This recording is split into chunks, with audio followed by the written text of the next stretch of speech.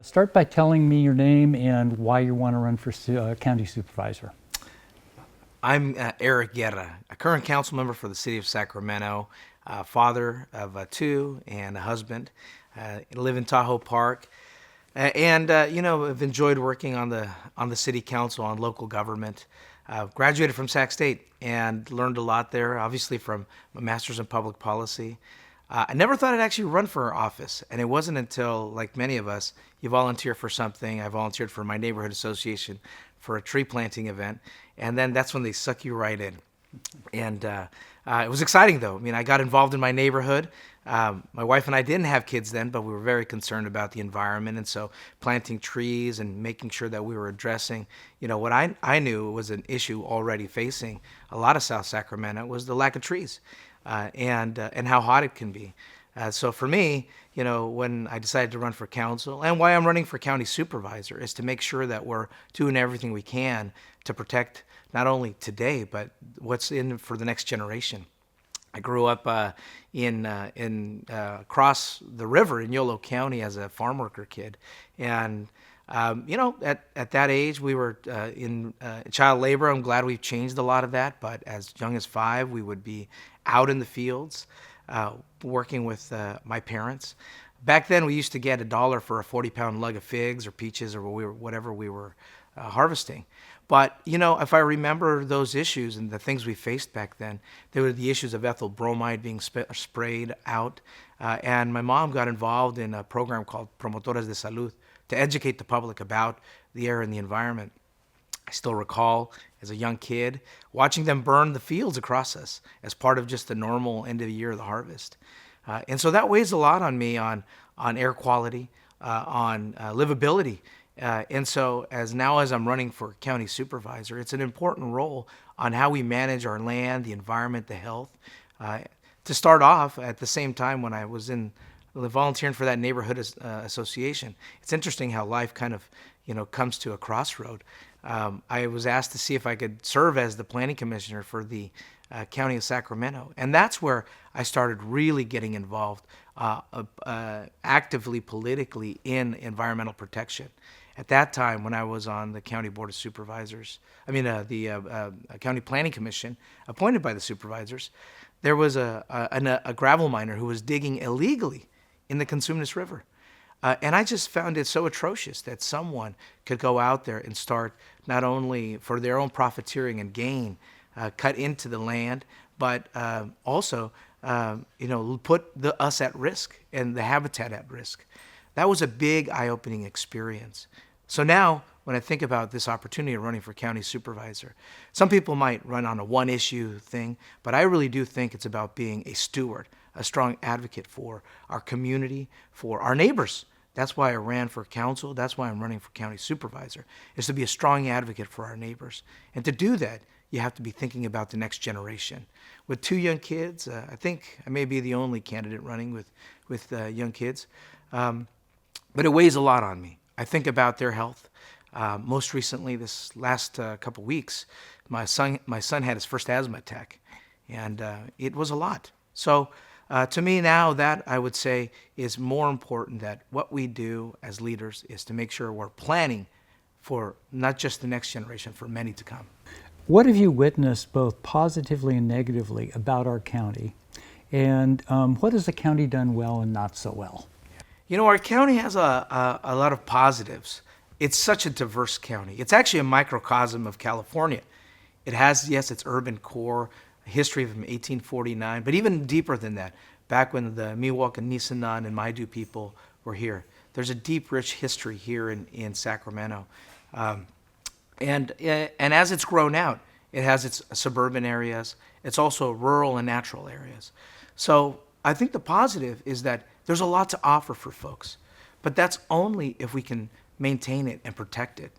I think what I have seen, and when I had the opportunity to serve as a county planning commissioner, and to look at the history, is Sacramento County unfortunately went through a massive sprawl and urban growth without really thinking about the consequences of air quality, traffic, what that means for families not being able to get home in time for dinner.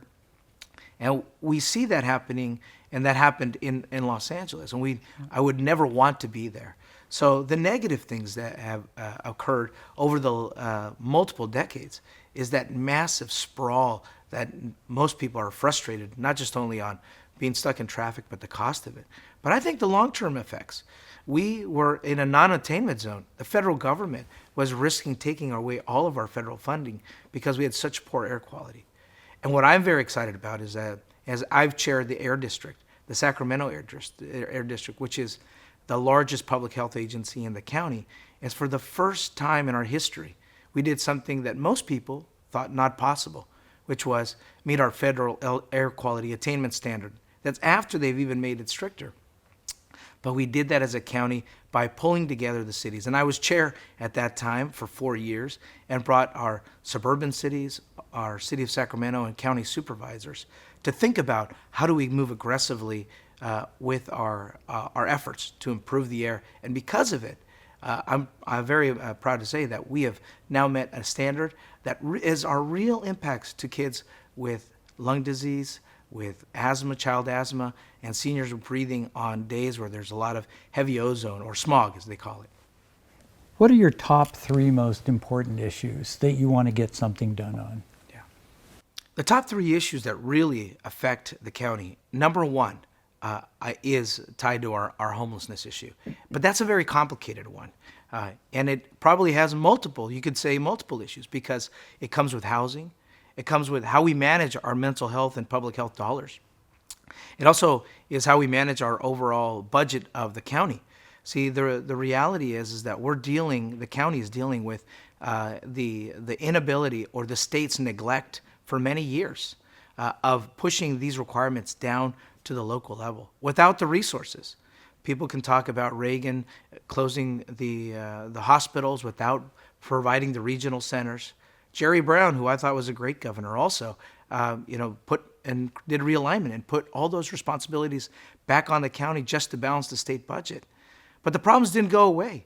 So as we got to the recent issues in COVID and the challenges that we've had, now the county's faced with addressing this issue.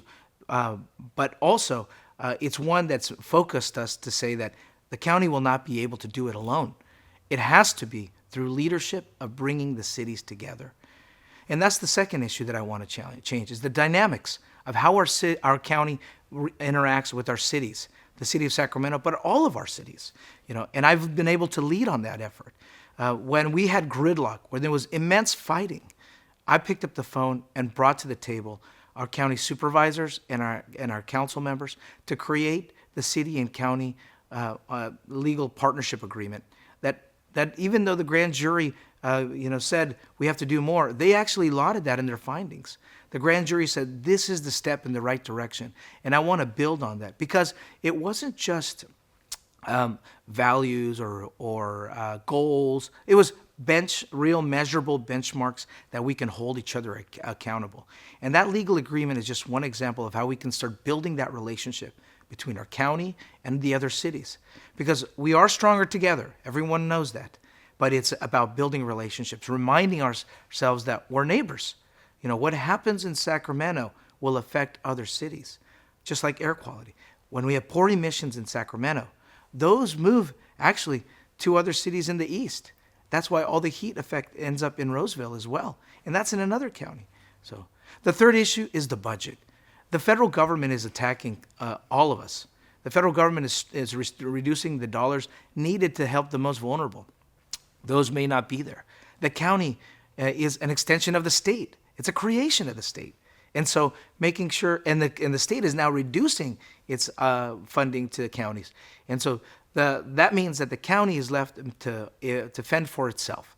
And I think that the county needs to do more on economic development, making sure that we're looking at more of what we've seen at Metro Air Park, McClellan Park, the industrial areas, to build our local economy. We used to be a strong manufacturing center, and we still have a lot of manufacturing. I represent a lot of it on the council.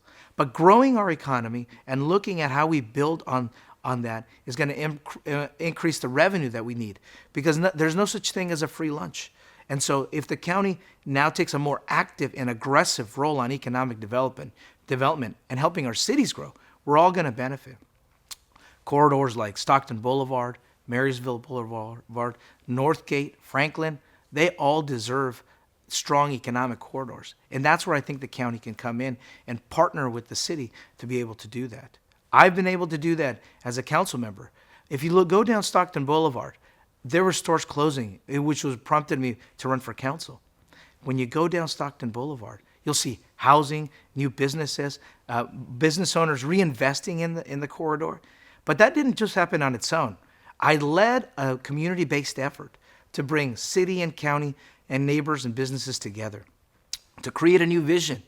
And it's important to have vision, but it matters nothing if it can't be executed. I was able to get an agreement between the city and the county and regional transit to begin looking at a bus rapid transit system, a fast bus system, so that we can be thoughtful about saving people's time and more effective on how we make those corridors function. So making sure that we have a strong economic county, because when property tax revenues and sales revenues rise in the city, they benefit the county. And we can do it in a smart way, not by chasing big white whales like Google or Amazon or others to come here, but to making sure how we invest in our commercial corridors. And to the environment, that plays a big role, because if we can put more housing in our commercial corridors, that means our bus lines are much more effective. We can have faster headways.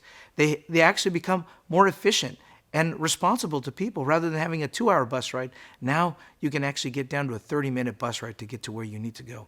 And I think those are the key things that we have to look at. It's not 1, 2, or 3. It's the intersectionality. And that's good governance. And if there's anything that I want to make sure that we do and leave, is that we have a county that is governing and being able to manage the challenges before you. I'm a proud alumni of the Saxton Engineering Program. And one of the things that you learn there is you never know what next problem will come before you.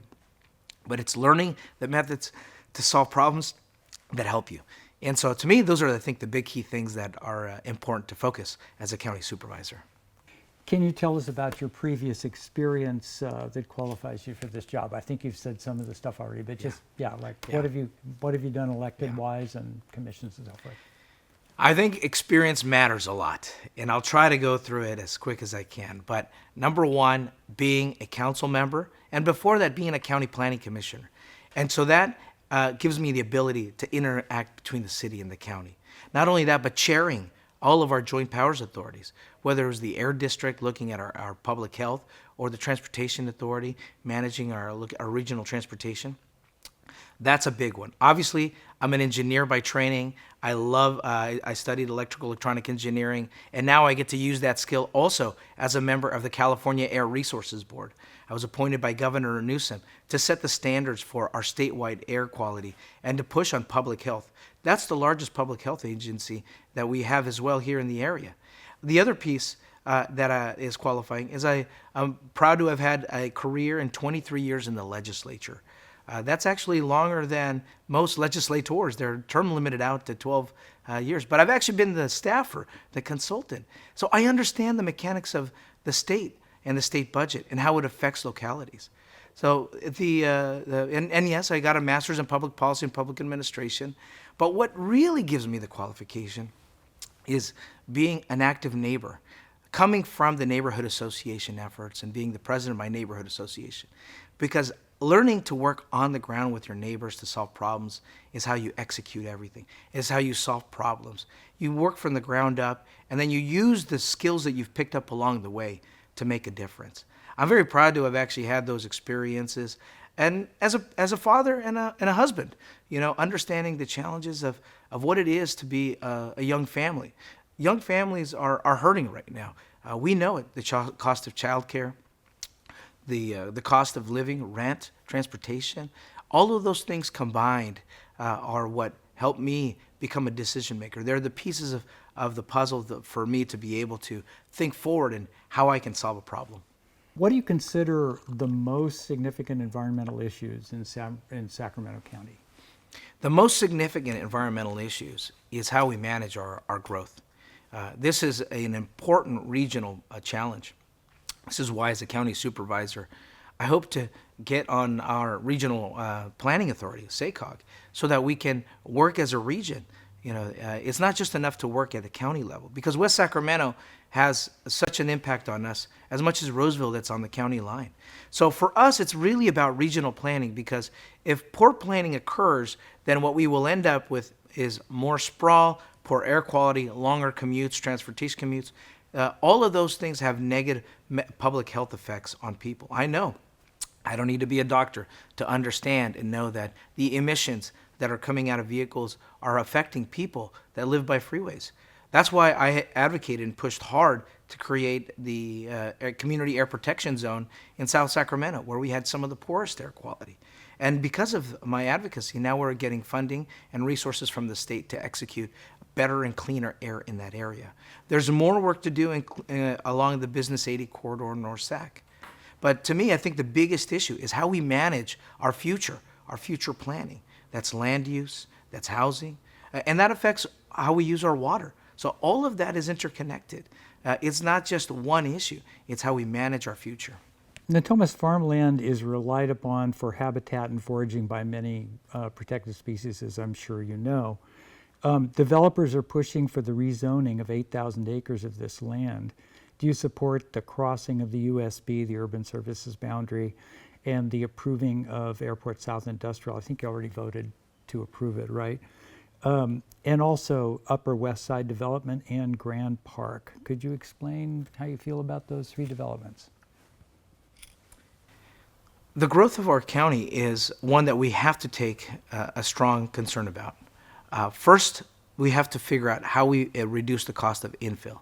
Because if we don't reduce the cost of infill, then you're always going to have a cheaper option and this constant fight over and over again over taking away farmland. And so by supporting that effort, like what I've done on Stockton Boulevard, actually reduces pressure.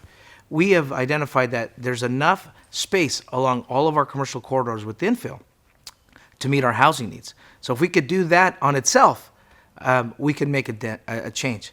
But we know that there are challenges now. One of the big projects that came about was the Upper West Side project.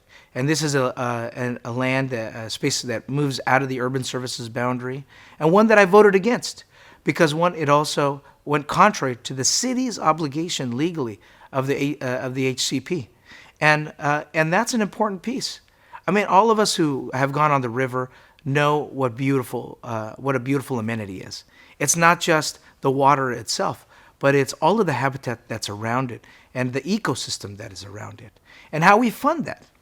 Most recently, there was an Airport South project that came in, and that one was one that we worked with the Conservancy, and resulted in $14 million of additional funding to protect and support the Conservancy in that effort. I think that was one of those projects where you have to look at the land and say, how do we manage this?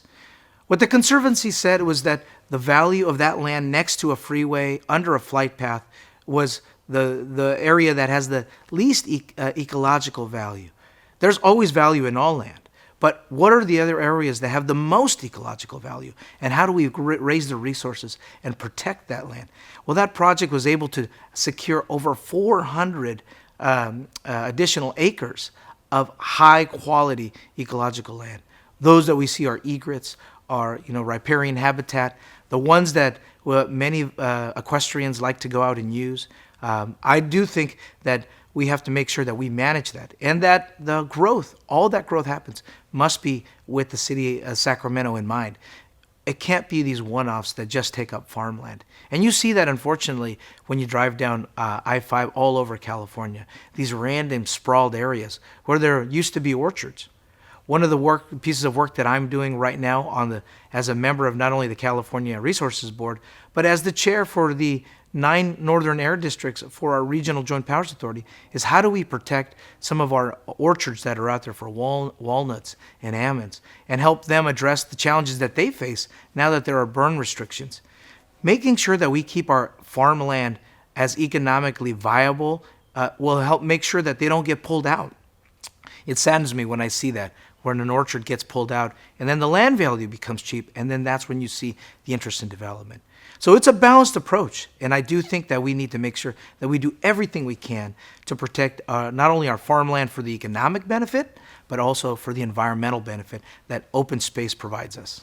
What is your opinion about how land use has been managed by the county, and what would you change about it going forward? I think in Sacramento's early history, well, I mean, not too early, but when we started building out the grid, I think that the management of our county was, the city would focus on urban core, and the county would manage the resources in the unincorporated area, the farmland. Unfortunately, I think what happened in the post-World War II area, this massive sprawl really created an environment that has had lasting effects on traffic, on air. Trying to get down Fair Oaks Boulevard on a 5 o'clock day is impossible. And so we need to make sure that we're thinking better about our management or planning. I do think that programs like the Green Means Go program that was created here in Sacramento and now been taken out throughout the state, we've been able to do that. But it means that we have to bring our partners together, bring all of our city partners together. And this is why I believe I have the strength to do this, because I've been able to work with all our county supervisors and council members on areas that are multi-jurisdiction. That's the only way we're going to address these big challenges. The San Juan Motel project is a good example of how, Sacramento was dealt a bad hand. This was a vacant, an area where we had a bad motel and ended into a vacant lot that had illegal dumping. It became a nuisance for folks. And it was half city, half county, and half state redevelopment agency. And so nothing could be done because nobody wanted to take on it. Well, I took the leadership of bringing everyone together. Not only our county partners, our supervisors, our city folks, and also bringing in our state electeds and said, we need to write legislation to fix this problem. And now we're building 150 units of affordable housing right on a transit line next to grocery stores and a drugstore to be able to support folks. So this is the type of leadership we really do need in Sacramento. It's someone not just who's going to be out there yelling. Yes, we have to stand strong and be out there forceful for the rights of our constituents. But we have to have someone who's also going to bring people together to actually solve the problem. Because in the county, there isn't a mayor, it's a team of 5. And you have to count to 3 to be able to make those right decisions. And then that team has to be able to work with the other cities to be able to make a change for our entire county. Since the county has around 76,000 approved housing units already approved in greenfield areas, according to SACOG, would you support a moratorium on approving new proposals? Yeah. Our biggest challenge that we have in our entire county is housing, is enough housing. In the city, I'm very proud to have pushed aggressively since I came in with for more infill housing. And that's done a couple things. One, I think it has improved our our reliability on transit. It also has created more walkable neighborhoods. And one of the important things is that reduces the pressure in the other parts of the county. And we need to make sure we're doing more of that. The challenge that we have right now is that we don't have enough housing for everyone of all types. And so everyone is fighting for the same type of housing. I think more importantly, what we need to be thinking about, rather than one-off solutions, is figuring out how do we actually address the housing where people need it. Right now, people are buying homes in Yuba City because they can't get the housing built in Sacramento. I know a lot of my folks that I've worked with in the past in the state. They're buying homes in Marysville, they're buying homes further away, and they're driving an hour and a half. So we can, think of ourselves in an island of saying we're going to be a no-growth county, no more housing construction. And it's always a challenge. But all that will mean is that people will be driving into our county with, and with that comes the emissions, the traffic that we see on I-5 every single time when you're going up to the, past Del Paso and Arena Boulevard. What we really need to be thinking about is How do we support other regions and focus our energy on other regions, on infill as well? In fact, the Green Means Go program that I'd like to say that maybe started out at Stockton Boulevard, when we were thinking about redesigning, has now led to other cities like downtown Marysville looking at how they build that area up. And so making sure that we start a conversation about how we plan better to meet our housing needs, because we are a growing city and we do need better housing. Sometimes, even in West Sacramento, it's a faster commute to come over the bridge. So expanding the I Street Bridge, making it easier, might even be a better approach than building up in a northern area that might be within the county by working with our county partners. What's your position on the Army Corps of Engineers plan to remove hundreds of trees from the American River Parkway? When I walked down the American River Parkway, and I used to live on University Avenue, and jogged along there, I saw just the beauty of it. I was also there in 1997 when the floods came up and the water was leaking off the levees. So definitely, without a doubt, I do believe that improving our levees is essential. But as an engineer, I also know there are multiple alternatives. And that you can find different ways to balance the ecosystem versus ripping out all of the trees that were out there. Now, I don't want to second guess an engineer without actually knowing it myself, but I would have liked to have seen another engineer analysis before just going with that final analysis and seeing if there's a better way of managing that ecosystem. And yes, you could have a system where they're replenishing back and I'm watching it grow. But when you strip out that amount of vegetation, you have changed that environment in that area as well. And so I think that is my biggest concern. Obviously, it's painful to see because it's such a big amenity. But I do think that there may have been a little more study done on how to better manage protecting the levee on the root structure side than just ripping out all of those trees out in that area. One of my neighbors is one of those engineers on that project, and I know how conflicted he felt. And I will tell you, I understand, the process that he went through. Sometimes, maybe you need a new person to bring in a new idea, because that can spark a different concept. I think we have a lot of engineers in Sacramento. Maybe there might have been a good way of bringing in some folks here that could have provided a couple other options. Many people feel the county has not done a good enough job dealing with the homeless crisis. Do you agree? And how would you change that? The homelessness crisis has been a failure on every single level. We're here because a lot of government entities never took the time to think about how they would address the human social factors that affect people who are on the street. The county is the public health agency that needs to focus on those that have serious drug addiction, mental health issues. And we are not even using the recent tools that were given to us by the state on the public health involuntary conservatorship for folks who have severe substance abuse and mental health issues. So we need to immediately go out and address that issue. The other issue on the housing piece, the process to use transitional shelter for housing has been working. That has been a positive thing. I've personally seen people who've gone from the street, transitional shelter, and now they're in affordable housing and applying for jobs. One of them, a mother who now is a state employee. That's the positive side. But the big challenge that we still have right now is the fact that we aren't dealing with mental health and substance abuse issues for people who are expected to maneuver through the bureaucratic process on their own. I think that's a number one issue that the county needs to address. The other piece is that this is a team effort. We are all neighbors in this county, every city in this area. So making sure that we do what I started with on the legal partnership agreement, where we have legal accountable measures to hold each other accountable for our part in solving this problem. Every city has a responsibility to solve this problem. But this is why I'm the only candidate that's endorsed by mayors from all the other cities. They know that I know how to bring people to the table to create these partnerships, create these agreements, versus just pointing fingers. Pointing fingers doesn't help anyone. I think for us, what we need to do is figure out the roles and responsibility that everyone is good at. Look, I want to recognize Rancho Cordova. They've done an amazing work with veterans. They've done so much work in that. Folsom is now doing amazing work on the construction of more affordable housing. Like, this is how we have to make a coordinated system that where we can provide folks. Sacramento has become one of the most effective for family housing. Look at St. John's. I helped them grow threefold, and now they're helping families with children.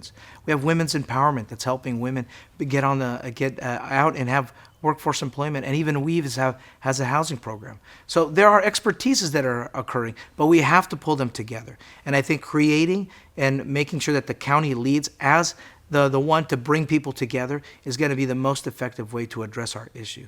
But bottom line, if we don't address the substance abuse and mental health issue, we will never be able to see the improvement that people really want in our county. How are you going to communicate with your constituents? I mean, the county is kind of famously unknown to most people. They don't know who county supervisors are. They don't know what the county does. And yet it's probably the biggest organization in the region in terms of money and influence and so forth. So, like, how frequently will you have public meetings? How will you reach out in other ways? How will you bring people's consciousness to the county? Yeah. Communication by elected officials should not be a bureaucratic approach. People sometimes think that an elected official should have these multiple town halls. No, I think it's being in the community. I've always felt that you go to where the people are. That's your job. Your job is to represent the people, but to do that, you have to understand them. So rather than doing office hours and whatnot, I started things like I created the Tahoe Park Food Truck Town Hall office hours, as I would call them. And so those are my office hours. I bring the entire team out there. We're doing code issues, information issues, and it's a lot of fun. People are coming together, new ideas pop up. Those are one way of connecting. Second, I do go to organized community events already, like where people are going. Sometimes we think that that forcing people to another meeting after they've got their own responsibility, their kids' soccer practice, their work responsibilities, and then they have to go to another meeting, I think that's not being considerate. Yes, I think the annual town hall is important, but being out in the community is how I've always done it.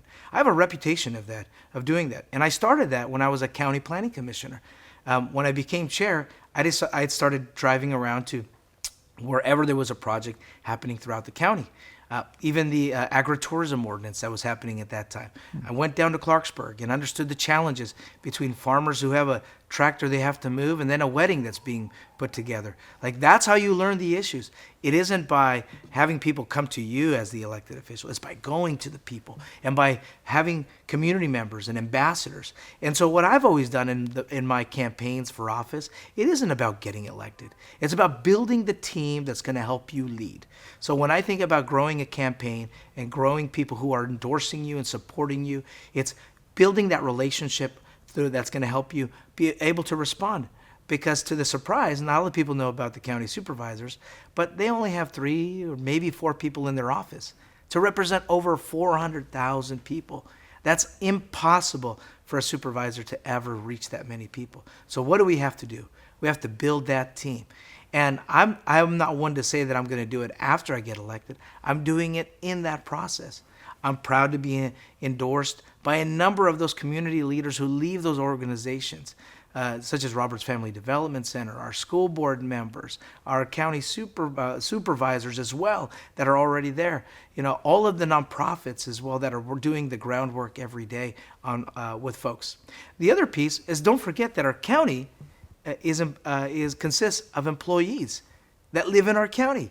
So I like to meet with employees and go to their job sites and talk to them, the rank and file, and hear from them not only how the county is as an employer, but what are their issues and what are they feeling? Because they're inevitably are the people that are going to serve the county.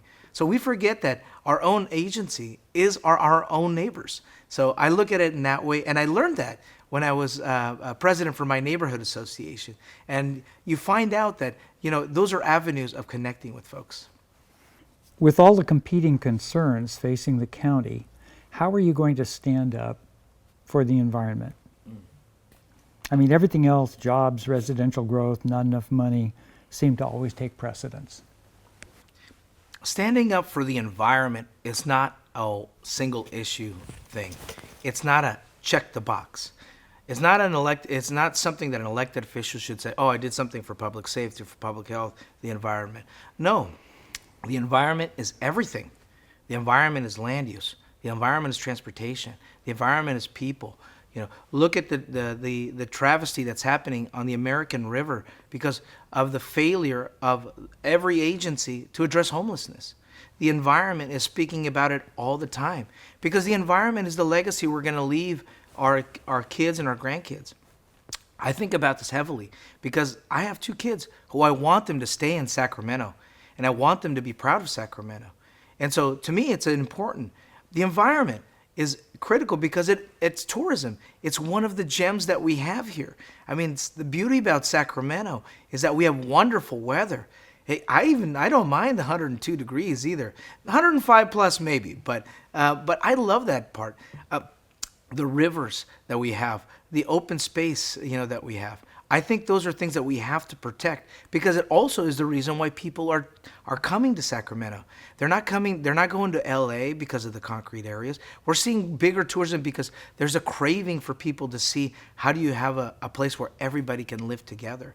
And so if we want to be advocates for more tourism, for events like, that we see here in Sacramento, then we have to make sure that we have a healthy city, not a smog-infested city. So to me, it's like, how do I stand up for the environment? Well, always talking about our kids and the future that we're leaving, but making sure that it's part of every decision we make.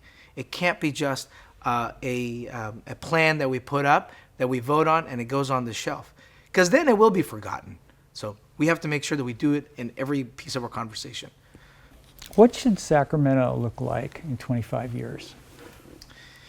In 25 years, and I think even shorter, Sacramento should be a model community for the nation. I think we have the ability to turn the tide on what mistakes had happened in the past. And we're doing a lot now.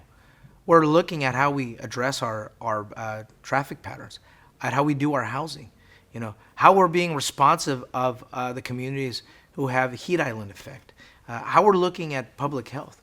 The fact that I was able to pull some of our conservative neighbors in the east part of the county and suburban cities, along with our supervisors, and even the progressive and liberal sides of our city of Sacramento, to have an aggressive plan on air quality, to making the largest electric school bus fleet in the nation, and the second largest electric school bus fleet in the nation, Twin Rivers and Elk Grove. That improves the impact for our kids, so that they're not around diesel fumes from their own school buses every day.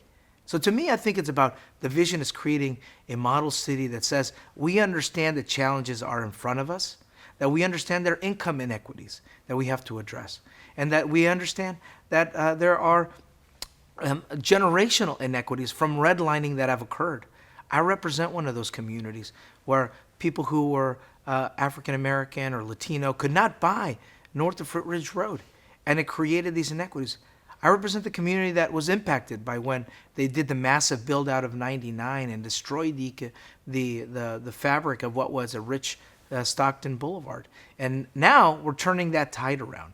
And we're doing that by making sure that we have a long-term vision.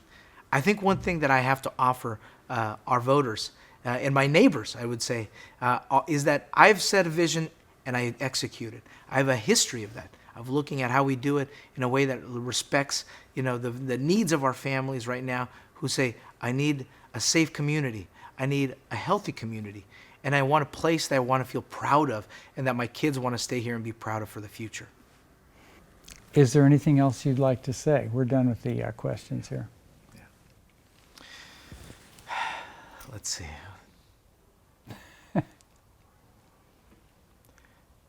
Public service is a team effort, and it's not even that. It's more of a, when you think about walking around your neighborhood, and I do that. My wife and I, we're porch people. We like the porch. We like sitting outside and saying hello as people come by. Engaging each other better, understanding each other better, is a responsibility also of our elected officials. How do we bring different communities together? People who live in a gated community to those who don't. How do we make sure that we have a community that's respecting one another? Because I think when we do that, and we focus as an elected official, that team effort, the stronger together vision, then we can address our bigger challenges without feeling we're losing something. Most of the fights that I have always seen is someone pointing a finger because they feel they're going to lose something. And it's not, because we all are impacted by every decision we make. And so it goes further than just a policy. It's a change in how we treat each other as a society, a reputation as how we are as a community, and not just a government that you're appointed to or elected to. It's how we lead as a community. And to me, I hope that I can take that approach that I learned, from my grandfather in my little pueblo in Mexico where I was born at, where everybody says hello to each other. You're walking by each other, you say hello. And that builds a community, not a community where, you feel there's so many people, but you feel alone. And I think sometimes we've found our place in that. I hope to change that and use my leadership as a supervisor to say, let's make sure that we treat each other as a community better, that we acknowledge each other, because we are stronger together.